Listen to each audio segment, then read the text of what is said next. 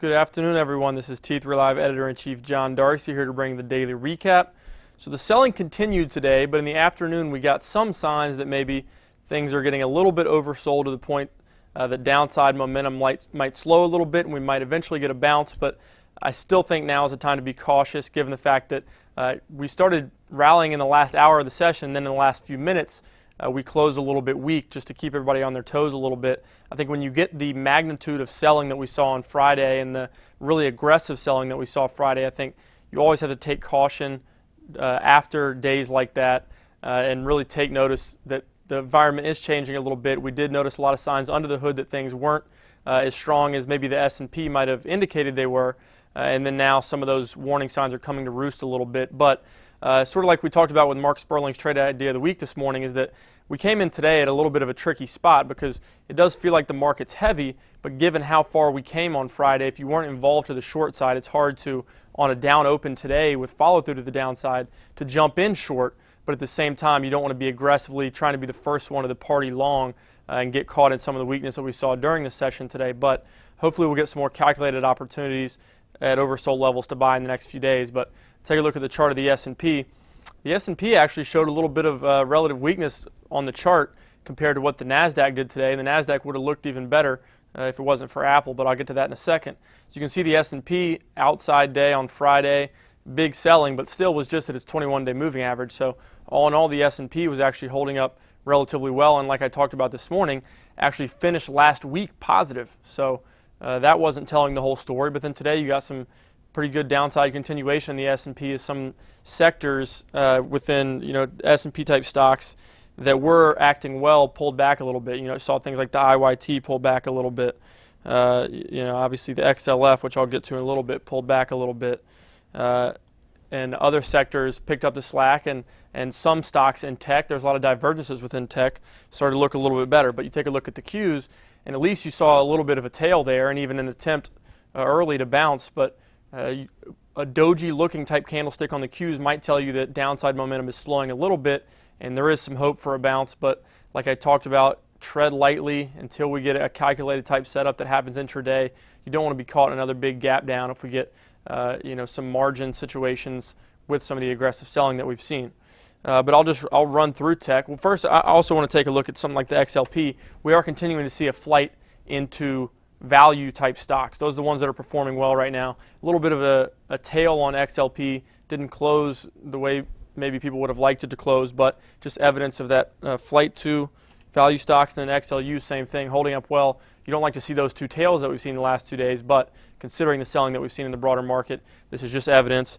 With bonds being strong, that's the real catalyst for that type of action. With bonds being strong, you're seeing that flight to safety, that flight to guaranteed yields, even if they are a little bit lower, what you get with dividends and what you get with bonds. So running through tech is the area that I think a lot of people have been watching. Given the magnitude of the sell-off, the potential opportunities in tech maybe are greater. So I think a lot of people were watching that today, and you did see some signs in some big tech names that momentum could be slowing and opportunity could be near if it wasn't there today. It's hard to say based on the close that we saw whether or not we're going to get a bounce tomorrow, but that's why we like to have intraday setups like a red dog reversal type setup to measure a bounce. But you look at a name like Google, it's been weak since after that split. Broke down out of that bear flag pattern, was really weak in the morning, but then got a pretty impressive bounce to put in a pretty big bottoming tail there, and we'll see how much of that holds tomorrow. But didn't quite complete the red dog reversal, but came close and gave you some signs that it could be ready to bounce. And something like Netflix came down into its 200-day, and at least for today held. It's not one that I think looks very good on the chart. It's definitely got a rounding top type pattern. It hasn't been able to get much of a bounce, but at these oversold levels, this is a highly oversold stock now, Netflix, finding support at its 200-day, which also coincides with a support from the beginning of 2014. I think this is one that could definitely be on your radar for a bounce. I know it got an upgrade this morning, which helped it, but just see how it handles tomorrow, whether it can get a bounce. And then like I talked about, the picture of the Qs ETF would have looked a lot better if Apple wasn't so weak. Apple sort of trades on its own away from the rest of tech recently. And while previously it was holding up a little bit better than some tech stocks, recently, the last 2 days, on Friday it was weak, and then today it showed relative weakness to the rest of the Qs with a gap and go to the downside. So that helped paint a dreary picture for the Qs that might have otherwise looked a little bit better. Social media stocks, subset of tech, started looking a little bit better today with a couple of exceptions, but Facebook, for example, started to look a little bit better, hold up relatively well, put in a little bit of a red dog reversal type candle. With that weak close, you can see on the 5-minute, if it'll come up for me, some of these stocks that looked like they were going to accelerate into the close pulled off a little bit to make it so their candles weren't quite as convincing in terms of being reversal candles, but Facebook did put in a little bit of a red dog reversal, and given the fact that it's strong on so many time frames, I think Facebook is definitely one that is on people's radars. I know Scott went home long Facebook. I believe Mark went home long Facebook as well on the virtual trading floor.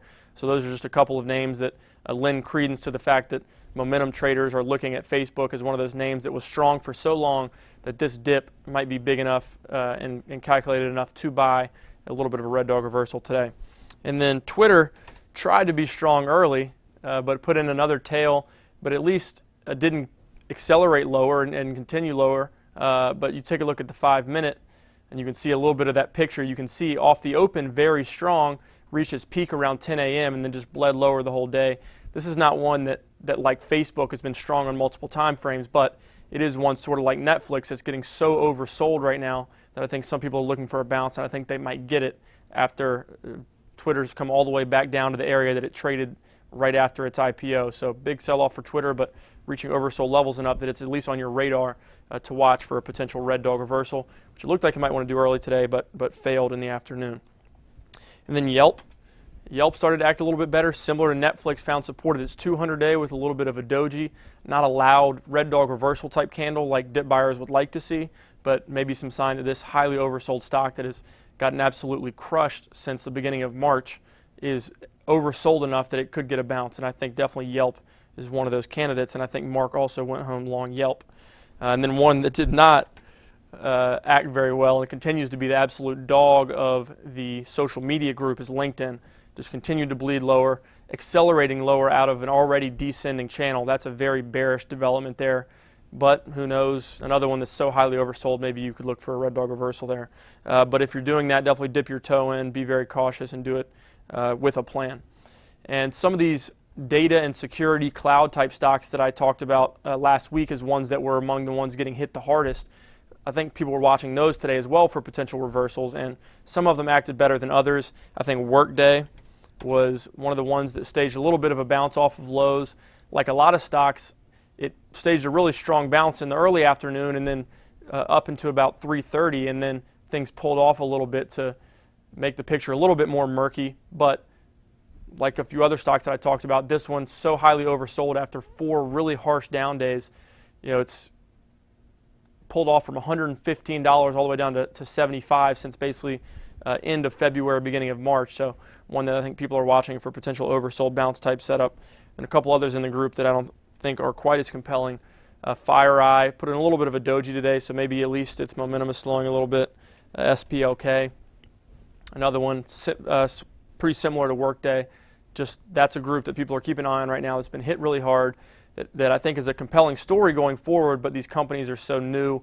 They don't have much in terms of EPS, and the finances don't really match up with the story at this point, but definitely a momentum sector that people are watching closely.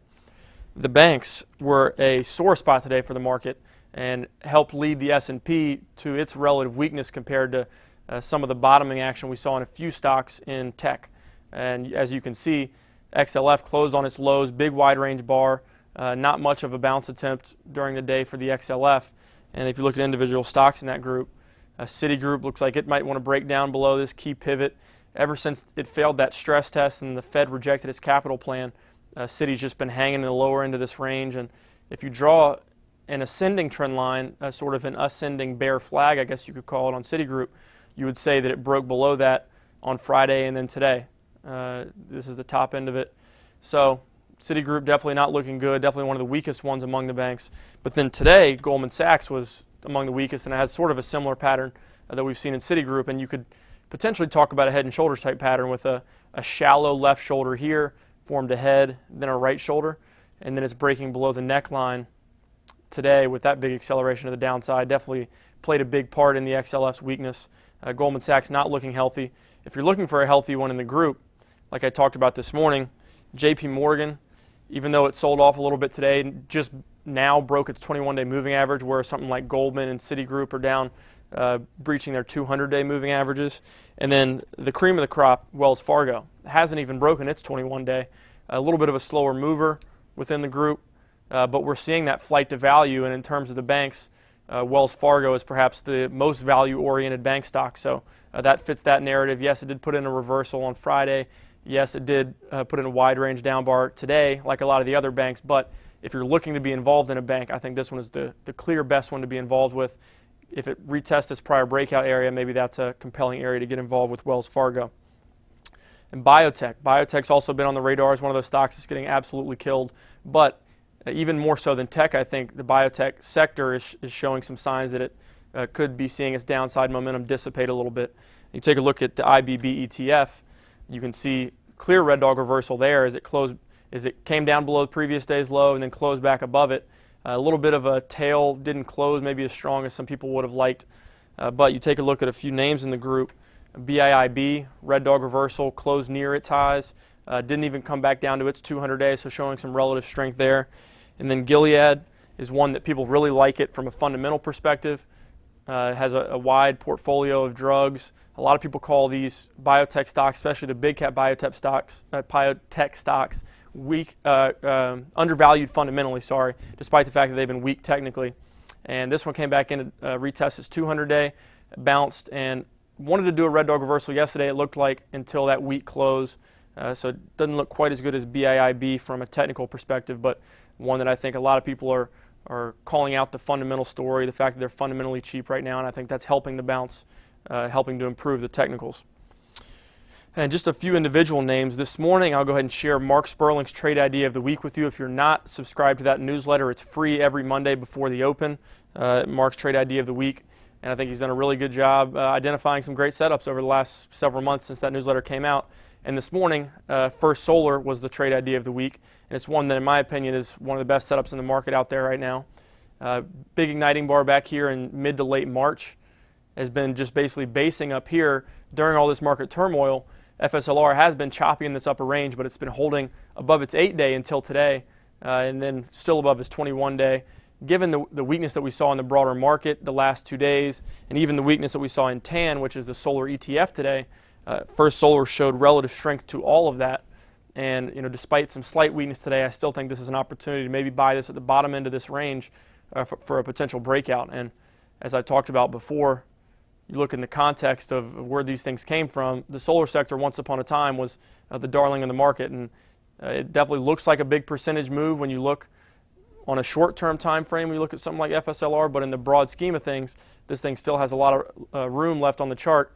Now that it's broken out of this sort of lower level pivot, not much in the way of resistance until you get back up into the $100 area. Obviously, that would be a huge percentage move for First Solar, and I'm not going out on a limb and saying that, but I think that it definitely looks like one that once the market does find its footing a little bit, whenever that may be, I think First Solar is doing a great job of holding up an upper level base and potentially looking to head higher.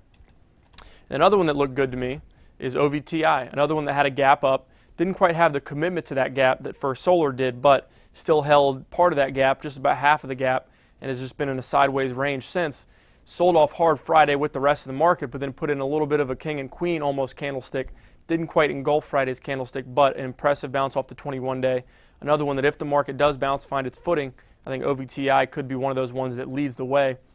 And then in keeping with that theme that there's been a flight to value, even within the tech sector, for example, we're seeing those old school value-oriented tech names hold up the best. And IBM looks really great to me right here. This is, again, not one that momentum traders really have on the front of their radar screens, but this thing broke above its 200-day moving average with a big igniting bar, has been basing above it for multiple weeks, showing some commitment to those higher prices, and then it's been above its 8-day during that basing period. And then today, after a mild sell-off on Friday, really big igniting move to engulf Friday's sell-off, and has sort of an upper level wedge type pattern that it's breaking out of. And I think, again, when the market finds its footing, I think IBM could be one of the first ones to go.